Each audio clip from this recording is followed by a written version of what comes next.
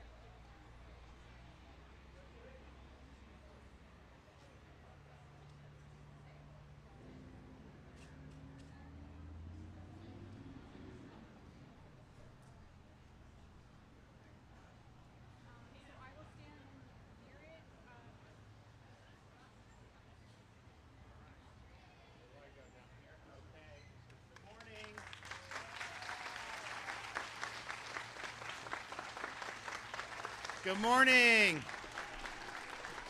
Great to see you in Jefferson County. It's great to be here. Please have a seat. We are going to unveil.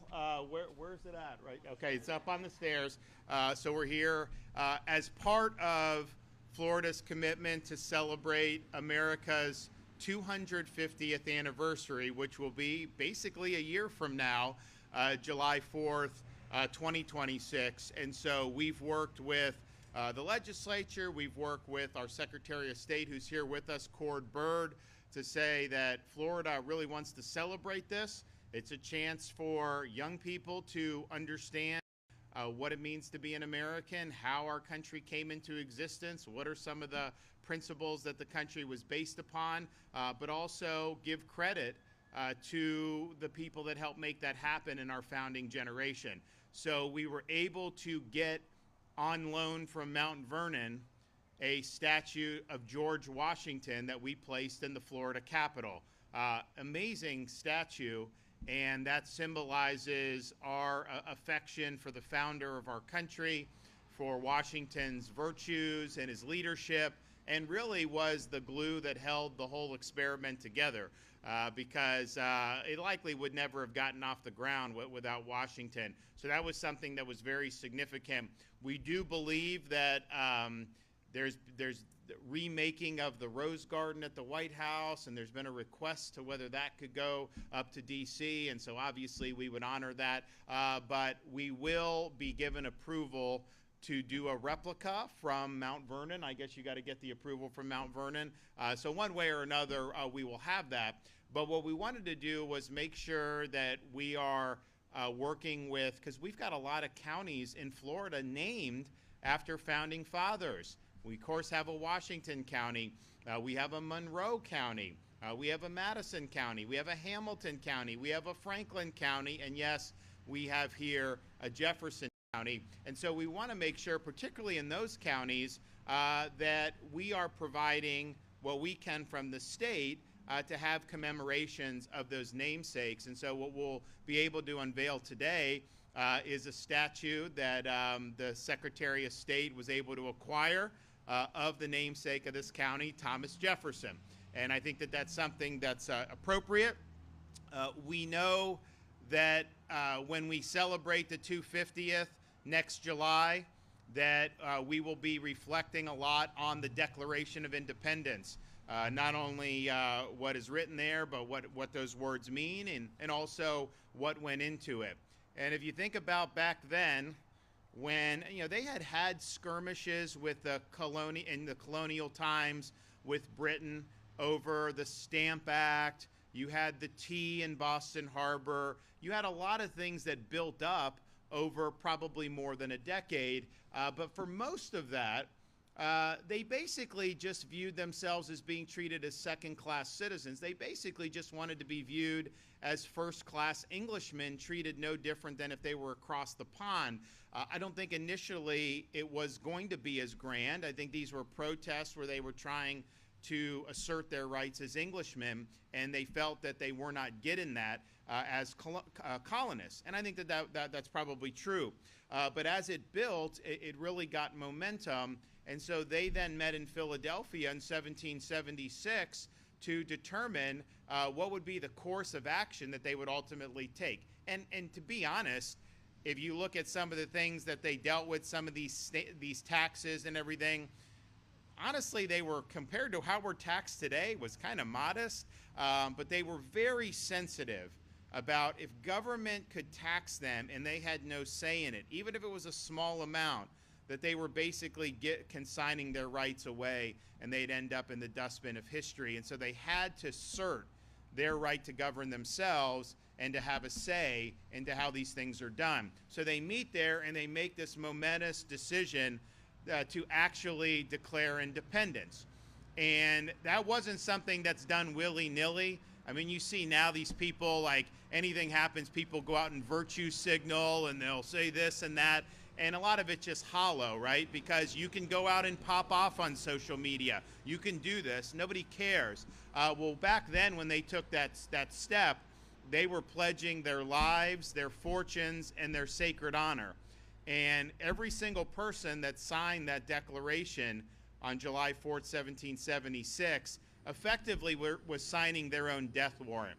Because if the revolution was not effective, they all assuredly would have been put to death. So they had a lot on the line. And probably isn't surprising how, we know even today it's similar. You had most people at that time were apathetic. So you had some that were in favor of independence. You had some that were in favor of remaining colonies of Great Britain. And you had a lot of people that, they just didn't want to be bothered by it. Maybe they wanted independence, but they didn't want to risk anything, all this stuff. And that's just normal. That's how human nature is. So these guys were really putting themselves out there. And so when it became time to explain why they were asserting independence, they had an opportunity to articulate these reasons in a way that would really mark a turning point in human history. And so they turned to Thomas Jefferson, who was 33 years old at the time. Now, look, 33 then is a lot older than it's considered now, but even then he was on the younger side of some of the delegates there. And so they turned to him to be able to put into words the reason for why they were doing this and to articulate the rationale. And Jefferson didn't come up with the rationales. There were ideas that were nurtured over many centuries that led to the American Revolution, but he was the one that was able to distill that into really powerful statements that live to this day.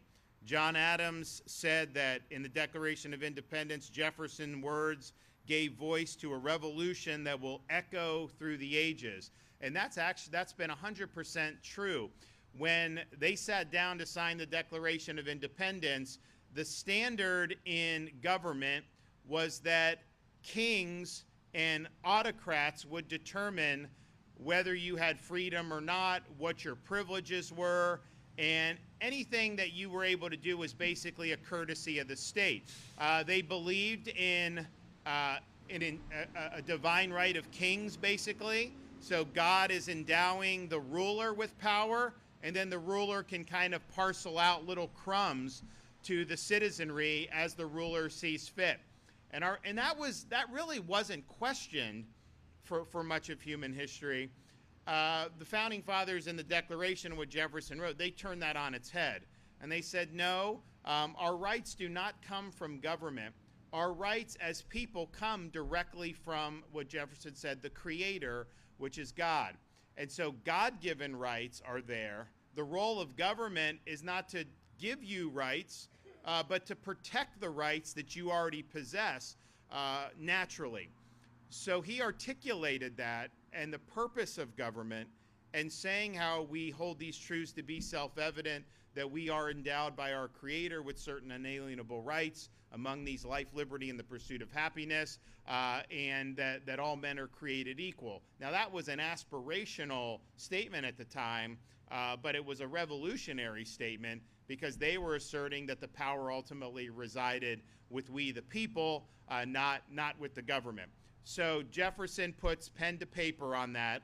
That ends up getting published, and the Declaration of Independence really was the clarion call for the revolution, and it underlied everything they did when they got to Philadelphia a decade later and hashed out the Constitution at the Federal Convention in 1787. So Jefferson being able to articulate that the way he did was absolutely essential. And ultimately, how you say things, how you articulate, how people gravitate really is important, and those words have really reverberated throughout history. He also, as governor of Virginia, was responsible for Virginia's Statute of Religious Freedom in 1786. Even when we had the Constitution ratified in 1787, 1788, and you had the government start in 1789, even after they ratified the Bill of Rights, when the First Amendment, which says government shall not, no law respecting establishment of religion, you actually had a lot of established churches throughout the country, particularly in New England. There was a particular state church. So Virginia had been Anglican church, was the state church, and Jefferson disestablished that, and he basically said it's not government's role to choose one denomination over the other. People have a right to believe the way they want, and so they don't have to pay taxes to one particular denomination, church. They're free to use their money how they see fit, and they're free to worship how they see fit. And that was really a lot of the reason why you ended up having the First Amendment written the way that it was. He then became, when George Washington became president, he made Jefferson Secretary of State. So as they were debating the Constitution in Philadelphia, Jefferson was a diplomat in France. Not really much influence directly from Jefferson on the structure of our Constitution. I mean, obviously the Declaration informed what the delegates were doing, but he was not among the delegates that were hashing out the separation of powers, checks and balances, all these other things. He was over in France, and I think he had a very good time over in Paris and France at the time, and who knows what was going on then. But he comes back, Washington brings him back, and makes him Secretary of State. And he obviously had a lot of diplomatic experience at that point, and so was able to really help navigate the country away from getting drawn into a European war, because you had France and Britain were at each other's throats. France had helped us in the Revolution, but you had mostly in the country had affinities for England, because most people were English. So it was a delicate situation, and Washington really tried to navigate it, and Jefferson was doing it. But the main thing that happened when he was Secretary of State was he had a huge philosophical clash with another of Washington's cabinet secretaries, his Secretary of the Treasury, Alexander Hamilton. And the rupture occurred over whether you could charter a national bank and whether the federal government had the authority to do that under the Constitution. Jefferson said, hey, I'm reading the Constitution. It's limited in enumerated powers. The government doesn't have any authority unless it's specifically listed here.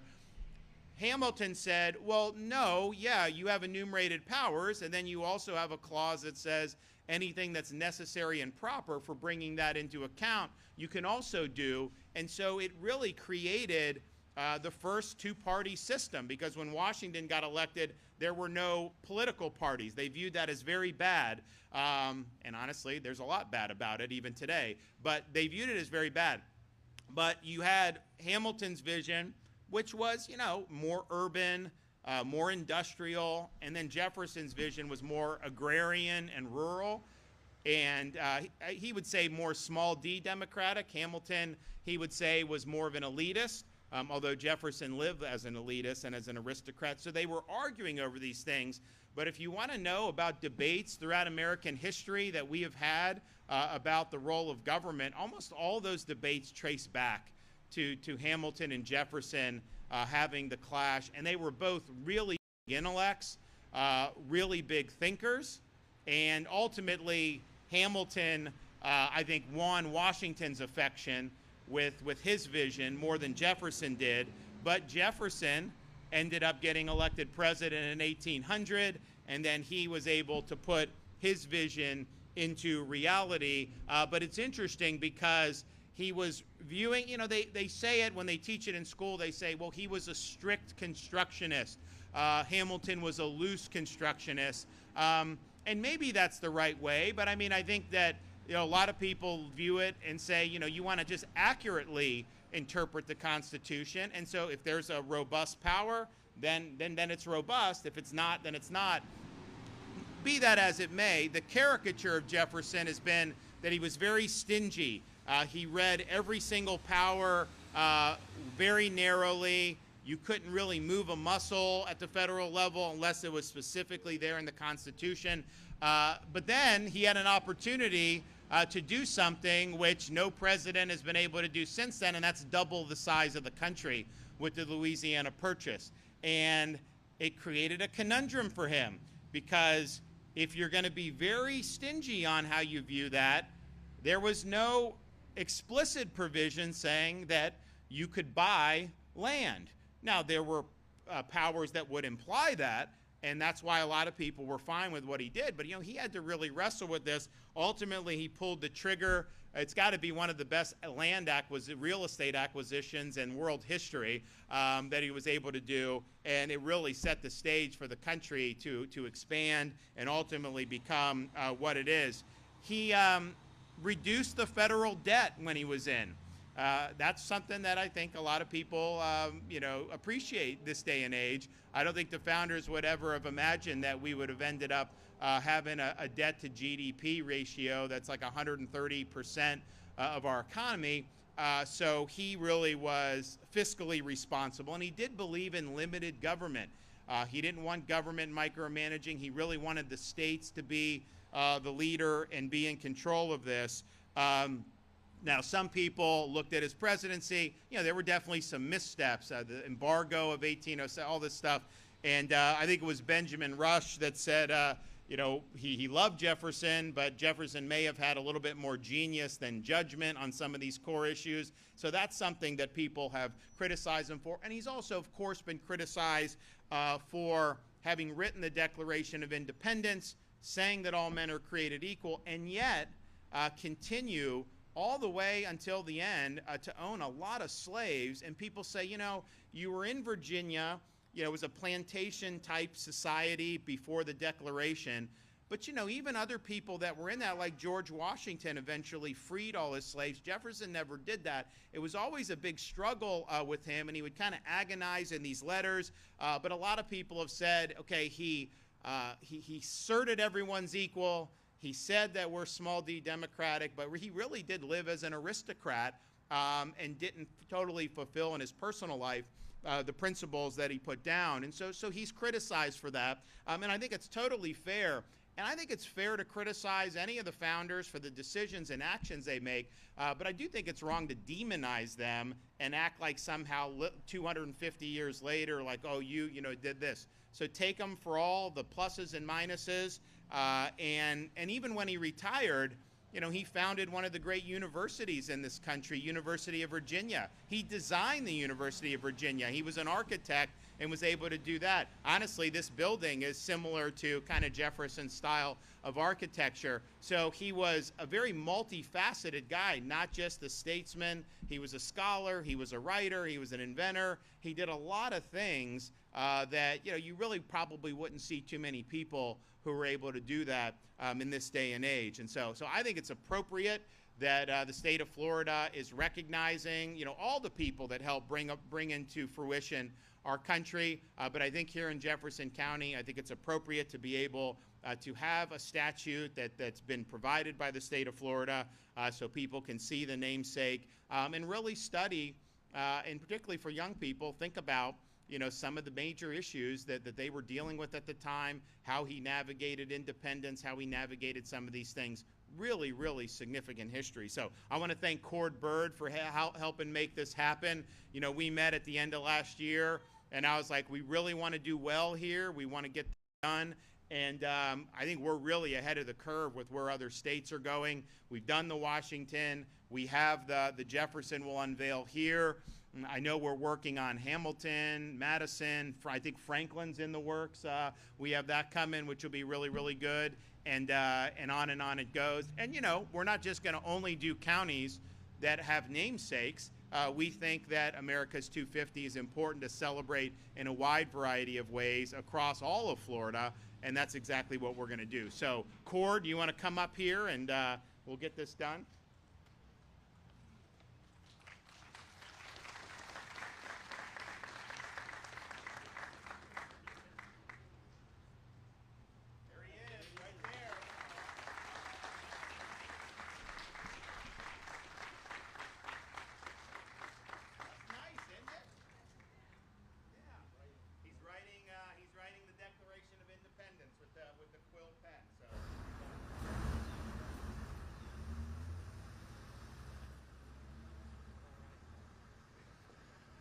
Well, good morning, and thank you for being here. Thank you, Governor. I'm Secretary of State Cord Bird.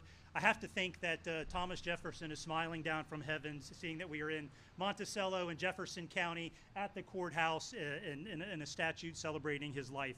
And as we celebrate American independence this week, it is fitting to unveil the statue of Thomas Jefferson, the author of the Declaration of Independence.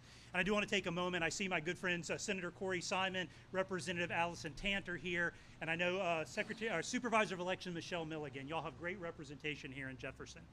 But adopted on July 4th, 1776, the Declaration is more than a historic relic. It is a living testament to the ideals of liberty and self-governance. And the governor touched on some of those. And one of my favorite understandings of the Declaration is by Abraham Lincoln, when he said that the Declaration is a golden apple surrounded by the Constitution's frame of silver. Because it was, as the governor said, it's the Declaration that set out those ideals of liberty and self-governance. And I think that's just an amazing way to look at it. The Declaration propelled a revolution, and almost 250 years later, we continue to draw strength and inspiration from its words. Thomas Jefferson considered the Declaration of Independence to be one of his greatest achievements, and he spent his life defending liberty and inspiring Americans to cherish and protect our freedoms. As we prepare for America's 250th birthday, this statue represents not just our history, but our ongoing civic duty to remain vigilant in defense of liberty, a value that continues to shine brightly in Florida. And I was thinking that as we get prepared, this is Independence Week, and we'll celebrate America's independence on the 4th, under Governor DeSantis' leadership. Every day in Florida is Independence Day, so thank you, Governor, for that. As chair of the America 250 Florida Advisory Commission, I am proud to lead our state's America 250 celebration, and this ceremony is part of that. The commission is planning events in all 67 Florida counties leading up to and throughout 2026, ensuring every Floridian can participate. Our goal will be to engage as many citizens and visitors as possible, to educate our children about America 250 and the events and people that have made our country great.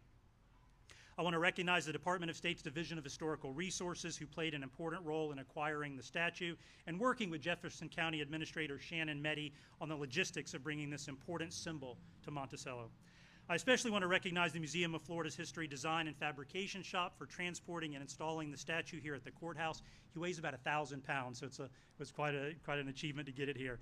Finally, as we prepare to celebrate America's birthday this weekend, let's take a moment to appreciate Thomas Jefferson and all the founding fathers who sacrificed their security and comfort for the cause of freedom. I also encourage you to stay tuned for a slate of America 250 celebrations being held across the state in the coming year. They will be family-friendly, patriotic, and educational events celebrating the birth of the greatest nation in the world. So I want you to party like it's 1776, have a great Independence Day, and thank you so much for letting us be here today. Yes, sir. So I'll announce it, and then so since we were here for this, we want to do, so this will be the official unveiling of Florida's America 250 logo. So we're going to be doing a lot on this. We think it's really important, and particularly, as I said, for young people, we want our young people to understand what went into this country being formed. Jefferson, he really he provided the lyrics that has allowed a lot of people to do very well as a result of the principles that he articulated. But we've also we're not just like a one-trick pony, America 250. We've done more to stress American civics since I've been governor than we've ever done in the history of Florida. And I want to thank, I know we got a couple of our legislators here. Senator Simon, I mean, this guy gets more stuff in the budget for you guys than almost anybody. I mean, it's amazing. And you did pretty good, too, on some stuff. You did some good legislation, too. So, they've both been very effective in helping you guys. But I'm like, because they do the budget, and, they were like 45 days late. So I only had like a certain number of days. I think I had like 2 weeks to do it. But, there's each individual part I got to either sign or veto, right, or approve or veto. And so you're going, and it's like, Simon this, Simon that. I'm like, man, this guy gets so work. He works really hard to get all this stuff done. I'll tell you, you can see it there. But one of the things that they have continued to support is our Civic Seal of Excellence program. So we made the insight that, yes, we're going to say, you got to do civics. You got to teach the Declaration and the federal, all this. Yes, you do need to do that. And you got to have high standards, and you got to make sure people know. but you also have to have teachers that are well-versed and passionate about this stuff too. And the reality is that if you're going to a lot of universities in this country right now, you're probably not going to get a very good education on the foundations of America. It's almost viewed as passé.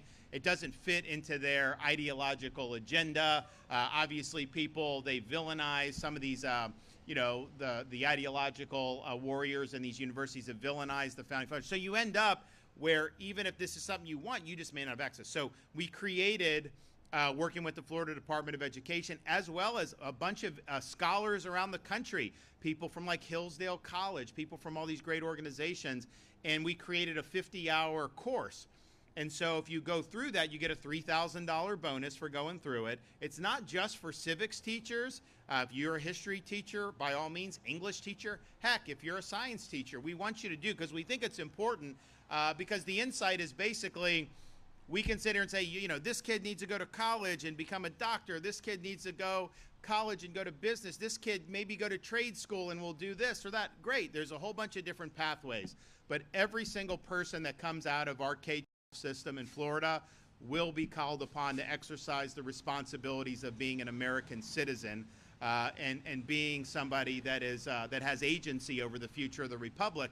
And so we take that obligation seriously to make sure we're not just graduating a bunch of blank slates, that they actually have a foundation to understand what all these ideas mean, what went into it. Because I said, Jefferson wrote the words and he deserves immense credit, but there were ideas that were centuries in the making that informed how the founding fathers viewed liberty and government and all these things. And there's a whole bunch of different intellectuals. So we provide that for these teachers to be able to go. We've also done civics and debate initiative. Every county in Florida now has the civics and debate where they do these contests. I think it was like 7 counties out of 67 had it 6 years ago. So now we have all of them do, and we host the national debate in Orlando usually every year. But you know, the thing about debate, yes, it's important. If you can get comfortable speaking in front of people, that is a good skill to have in life. And it's not easy. And you know, you get used to it after a while. I mean, you know, a lot of people like in Corey's chamber love to hear themselves talk, and they talk a lot. And so some people really like to, but not everyone's comfortable. So I think it's good to get young people comfortable, get on your feet, and be able to make a point and make an argument. And especially in an age where everyone's buried in their phones and thinks that that's the way you communicate and deal with other people. No, actually, the way you deal with people is in the flesh, and that can't become a lost art. So I do think that that's important. But I also think in terms of sharpening people's mind, the good thing about speech and debate is you're given a topic, and then they tell you which side you have to argue. So, for example, I'm a big believer in term limits for Congress, and I think we need it. And I've gone around the country and helped other states do what Florida's done to try to push forward on it. But maybe I get assigned to argue against term limits. Now, I personally don't find the arguments very persuasive, but it would cause me to have to maybe get out of my cocoon a little bit, look at an issue from somebody else's perspective, and then make some arguments about why something that I personally believe deeply in actually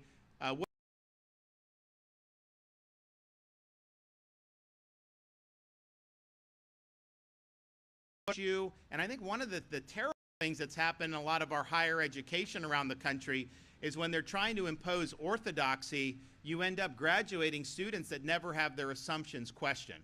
And so they go and everyone kind of toes the same party line, they all have the same assumptions, and then you come out and you've never really been challenged on that. And I think speech and debate, your assumptions get challenged. You got to think more deeply about why do you believe what you believe? Why does someone else believe something that you may not think is right? Can you articulate that? So they've provided support for that, and I approved it in the budget that I signed the other day, and I think it's very, very important. So that is the foundation to then take us into the 250 that is really important. But as we have this 250, I do think that there's great opportunities to educate our younger generation about these principles, about the ideals, about the sacrifices that were made. Because, you know, it's one thing to sit here and say, oh, you know, I believe in this, but You know, how many people would risk everything in defense of the principles that you believe in? They did that.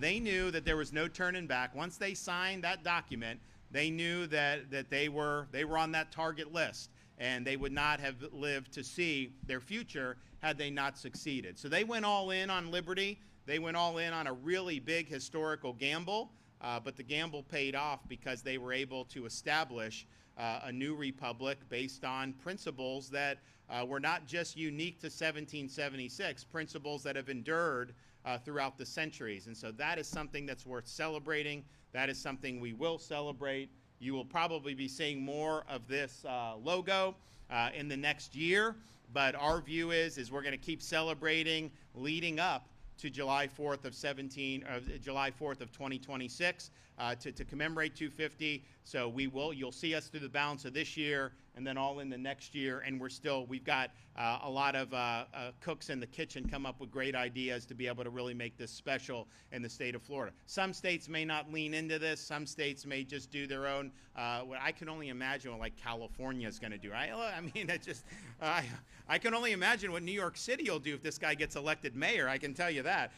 So I don't know what they're going to do, but I know we are going to do where we're proud of the heritage of this country. We're proud of the ideals that we're founded upon. We are still trying to fully live up to those in what we do, all across the country. But it's a great standard to strive for. So God bless everyone. Have a happy 4th of July. Thank you.